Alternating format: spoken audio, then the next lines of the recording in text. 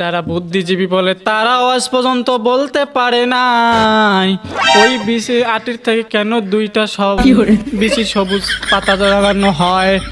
এরপর কেন কেউ বলতে পারে নাই ওই কুমড়া একে একে একে একে একে উঠতে উঠতে একটা লতা আকারে পরিণত হবে। ওই লতার থাকিয়া ফুলে পরিণত হবে, হওয়ার পর কুমড়া একটা বড় বিশাল বড় একটা কুমড়া হবে। ওই কুমড়া পাক করলে 14 গোষ্ঠী পর্যন্ত তরকারি খাওয়ানো যায়। মুসলমান বন্ধুরা, পর্দার আলের মা বোনেরা,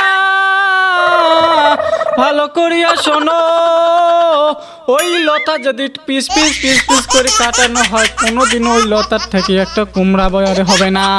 ওই লতার কোনো জোর নেই, কোনো শক্তি নাই। দাঁড়া, পাবনায় ফোন দিয়ে একটা সিট বুক করতে পারে। আমার মতে পাবনায় না রেখে জাদুঘরে রাখা উচিত।